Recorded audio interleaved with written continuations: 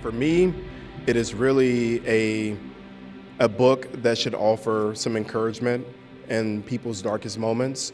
I know when I was in that moment, when Marquise was in that moment, it was nice to know that we weren't alone. So my prayer is that this book will offer people peace and comfort and let them know that they're not alone.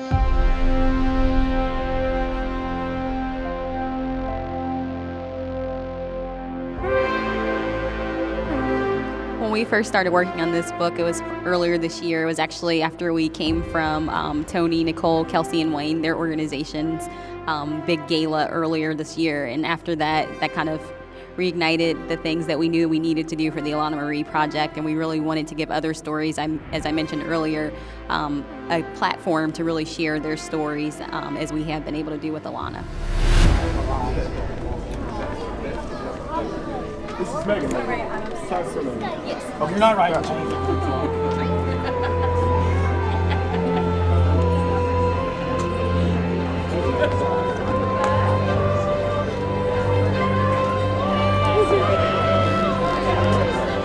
Remember I texted you and said, Cynthia, you were ready outside. Yeah. Like a day. We were going to go. Thank you guys for this. I know, me and you both end up fans. Well, you let me know where that is because I might follow you. Yeah, I know that's right. I think for us the first time, we didn't even know what to say. We were so numb to it all. Unfortunately, we really didn't have a lot of people, so we thought maybe would understand the loss of a child. I think for us, the way it happened the first time, everybody knew about it. So when it happened, it was like, okay, baby showers are planned, like, what are we gonna do? So I think for us as a couple, we had to pull together probably more than we ever had to in our marriage, because we knew that we were all that we had at that particular time. They knew how it felt getting up in the morning as a pregnant woman. Okay, I gotta do this, X, Y, Z, da-da-da-da-da, and then having to stop myself in my mind to be like, oh, you're not pregnant anymore. And then even my husband doing certain things throughout the pregnancy, he would have to stop himself and be like, oh, I can't do that anymore. So it was the retransformation of a life that we once knew, expecting for a life that we thought was gonna be something else. For me, I don't believe that anything disconnected us from each other, but I think it disconnected us from the world. Like my wife just said, we were publicly open about our pregnancies. We were so excited and elated that we asked the Lord for 1 year of marriage together, and after that, God, you can do whatever you want to do. And that's what we felt like he did. He gave us a year for us to have open baby showers planned, and family knowing and friends knowing. And then, like, literally where we attend church in Nashville, Tennessee, about 4 other couples were pregnant at the same time. So for us to be pregnant and excited alongside them, and now we had to say, pray for us because we're going through. But for us, pulling together was one of the main things that we had to do. We had to continue to talk about it. It was told to us, just don't ever stop talking about your baby. Like my wife said, it was unfortunate we experienced 2 losses. One in 2013, 6 months pregnant. We had a stillborn baby girl, beautiful Lyric Marche, and 2017, 5 months pregnant with our beautiful son, Nehemiah James. So having to deal with that 4 years apart in hope that it wouldn't happen again, we still had to disconnect from the world. And we had to learn how to literally rebuild each other up, because we felt so empty. We felt so devastated. We felt like we were less than. But I had to make sure that I let this beautiful queen know that she was not less than, and that she was everything that I needed her to be. So just having to rebuild each other up, encourage each other, and just continue to love on each other, and not allow the devastation to take us to such a low place. Right after our loss, we went together for the first time to a therapist. I didn't feel like group therapy was necessarily for me, and he kind of felt the same way.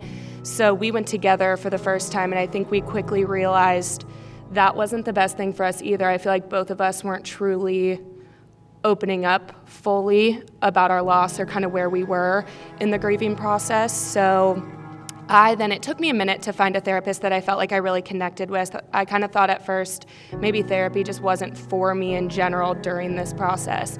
But then I ended up finding one that really helped me through everything, and I felt like I connected with and really got along well with her.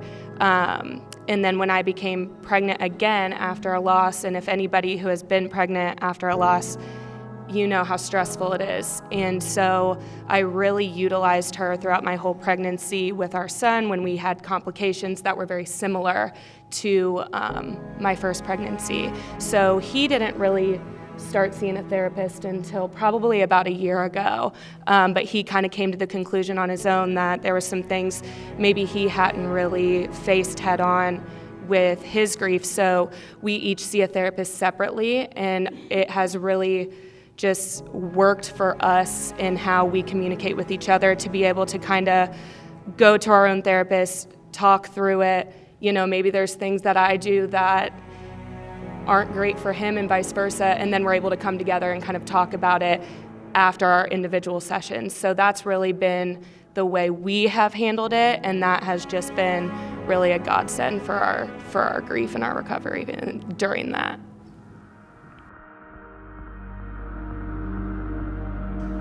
So Crew was born 16 weeks early. I remember going down and seeing him. And we had just learned that he had grade 4 bleeds in his brain. It was very grim news. We were told like he won't walk, he won't talk.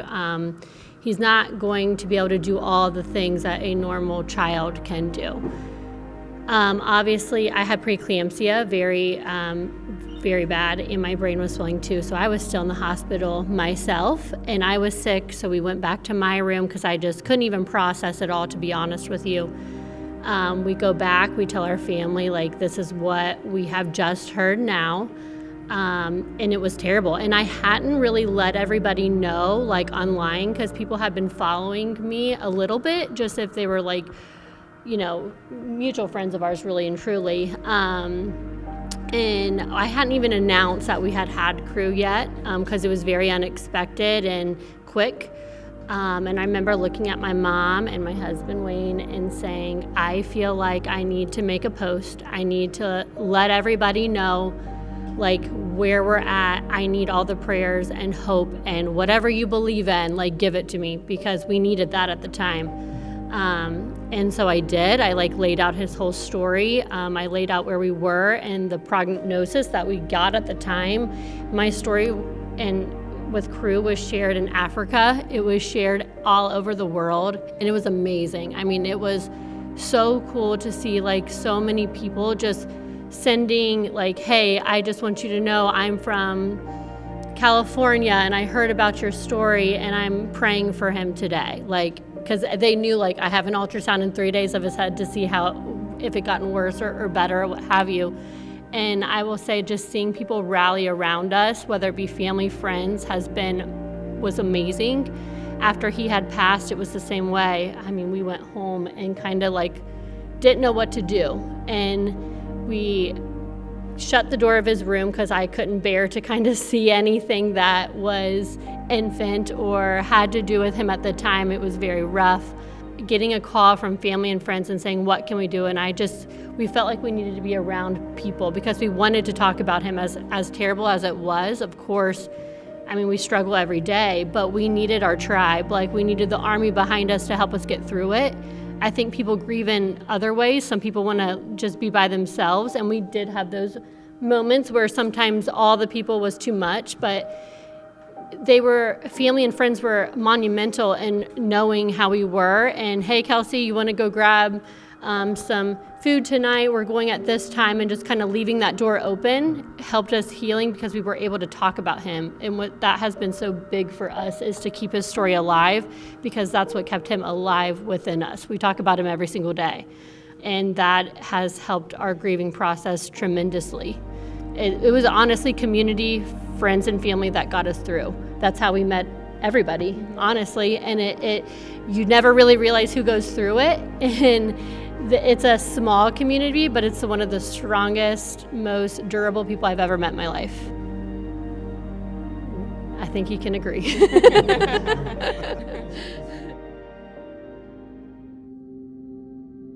First and foremost, I just want to give my deepest gratitude to Antoine and Marquise. It takes a profound set of strength and unwavering faith in God to birth an organization like this. And we're just truly honored and blessed to be woven into the fabric of the Alana Marie Project. And, there's just nobody that I would rather go through this journey with than the courageous people, on this panel.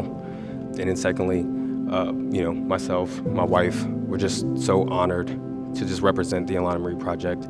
This topic is challenging, and it's deeply personal, and it just takes a level of vulnerability that is often avoided, especially in such a public setting. The best advice that I could give is it's just a community and prayer. You cannot comprehend the amount of love that people hold for you in the hands that would gladly reach out and lift you up in a time of tragedy. Just about me, I tend to hold a lot of my emotions close to my vest, and falsely I walk around kind of with an S on my chest, and I can kind of just bear the weight of everything. When grief struck our life, initially I thought that my wife deserved kind of all the attention, all the care, the space, the tenderness, and she did. I kind of sometimes felt that my grief could be held inside, that it was secondary at times. I just realized that in those moments, my grief wasn't secondary or lesser. It was just different, that I grieved differently.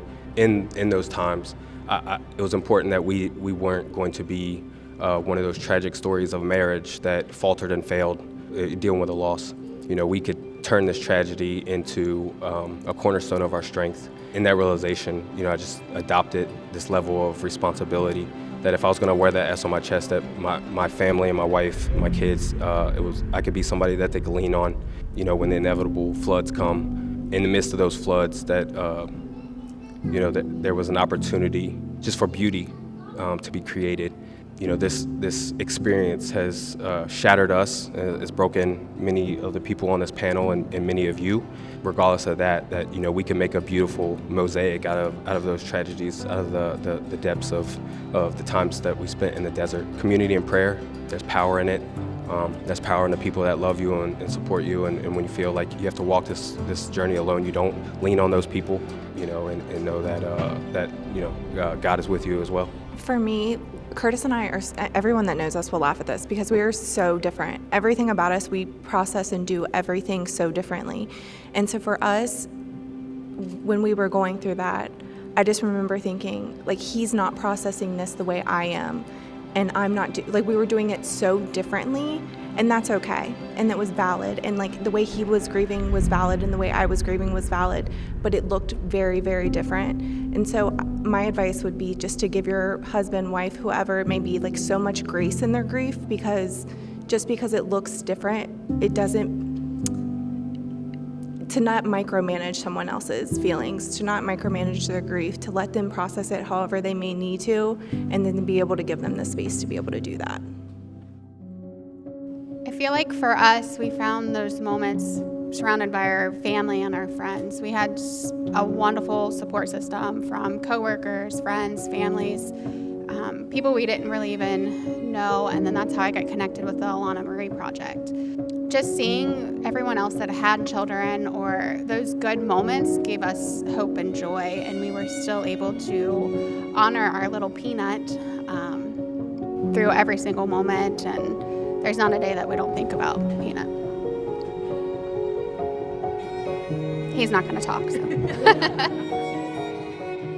When people just did things without wanting us to come up with when you ask what do you need, we're not gonna say we need you to bring dinner or do this, like, because we're just so overwhelmed. But I feel like if you just take initiative of like, hey, I'm bringing dinner Thursday, 5 o'clock, dropping off on the porch, then it takes away the whole factor of, you know, we don't know what to ask for your help with. So I think really that's the biggest thing is like whatever you want to do it for that person, obviously, and then think about the balance between like being supportive, but also knowing that people may need space or distance like in that time as well, but just always making sure they know that you're there for them. Yeah, I would agree 100%.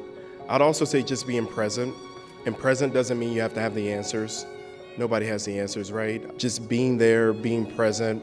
Hey, let's go to the park. Let's take a walk. Let's go see a movie. And then respecting too if that person isn't up to it, but it's the thought that counts, right? To be able to just show that you care, show that you want to be there. I don't know, sometimes it was just good for me to just be around people without having to talk about it. Don't feel obligated to talk about it. If it comes up organically, fine. Also not being afraid to acknowledge your child.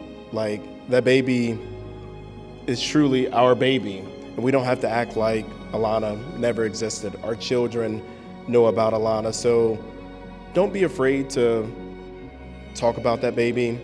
It's an honor to talk about our angel baby. So I would just say being present, and yeah, none of us have the answers, but take it one step at a time.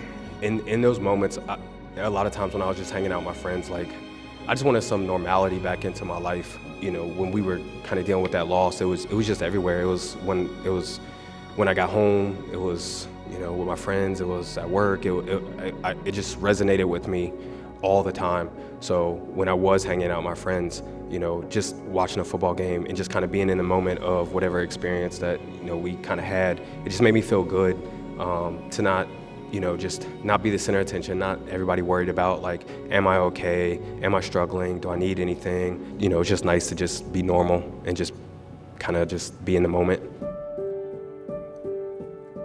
I can say be present in many different ways, but not to say the same thing. Learn how to be present in those multiple ways. For us, people just came by the house. At that time, we didn't want them to be there because we didn't know what we wanted. And for someone who's dealing with that level of grief, they literally have a hard time processing getting out of bed. They literally have a hard time processing, do I have food in the refrigerator? Do I have drinks? Do I know my name right now? And people who have experienced that grief probably can say, you really don't know what you need until you know you need it. So send a text message. Hey, have you eaten today? Hey, I'm thinking about you. Hey, make sure you're drinking your water. Because things that we do on a day-to-day basis, you don't want to do. You don't want to be present in your own life, if I can be honest. And Antoine said something that was very vital. He said, keep talking about your babies. Say their names, say their story. There were times where I would just not want to think about where they would be right now. But I had to say, you know what? No, what would Livia be doing right now?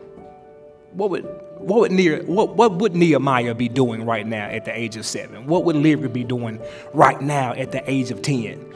We haven't talked about him much, but there's a little miracle man in the center over here. His name is Jeremiah James Macklin, and he was born 3 months early. 1 pound, 5 ounces. So to think about how his big sister and how his big brother would be loving on him, that is what I grasp to. That's what I gravitate to, is thinking about the love that they would and still do, because I believe in our Heavenly Father. I believe that they are up there with Him. And I just think about that often to kind of bring me peace. So just send a text message, send an email, come by, knock on the door, leave a card. And sometimes I can convey this. When we lost Nehemiah, there were people that came to the hospital and just sat, didn't say a word. Literally, there was, and my wife said this the other day, there was a still peace in the room. You will not have the perfect word to say. And as a Bible believer, as a Bible follower, you won't have the right scripture to give them. You won't even have the right prayer to pray over them at the time. Sometimes your presence makes the difference.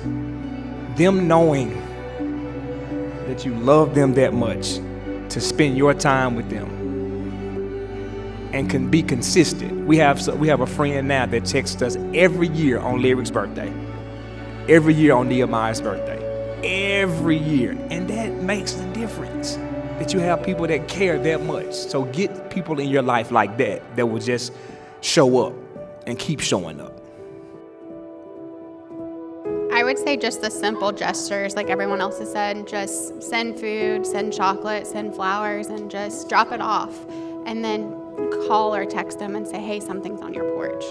And then just like they also said, just come sit with you or go out with friends and to dinner just to be normal and to process everything or just be quiet.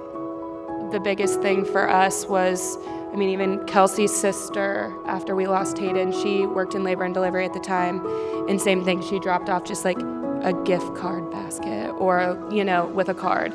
And so we didn't have to think about food for however long. There were just a lot of little things like that. And then I think to piggyback off of what a lot of people have said, just like talking about them. Like I always say, you're not going to remind me I lost a baby. That's always there. Just don't be afraid to talk about her, because that's what I don't want. 5 months down the road, 6 months down the road, because this was like a huge challenge for me. I had such a huge support system, and it's like everybody grieves, right? Like it's not just me and Wayne that grieve. My parents grieve, my grandparents grieve, aunts, uncles, everybody. And you want your life to somewhat go back to normal as normal can be now, your new normal. I would say match their energy. So if we would sometimes be having a great day, doesn't mean we're not going to go home tonight and crumble somewhat, but right now we're having a good day and we're enjoying going out to eat with family and friends. And then we would have sometimes people just start crying uncontrollably. Like it was very difficult to keep yourself motivated to do your everyday things and to keep going and be positive in a dark storm when you have so much sadness always surrounding you. I know there were some people in my family that had to seek sometimes their own help to grieve through the process, just as him and I did.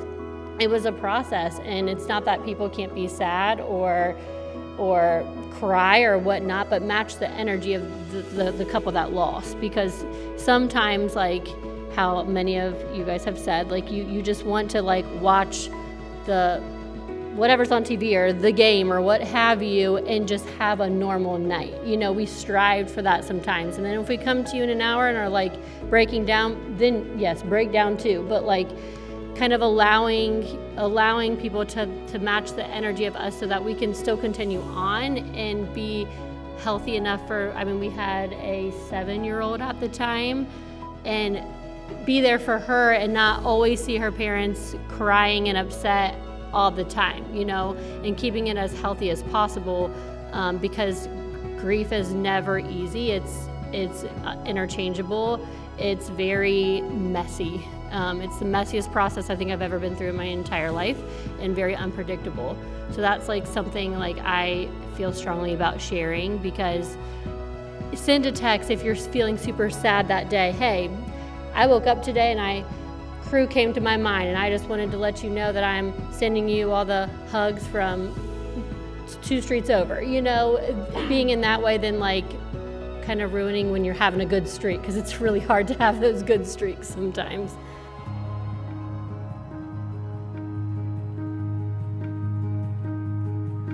When you're tired and worn, and you feel like you can't go on, I'll be there to put one foot in front of the other.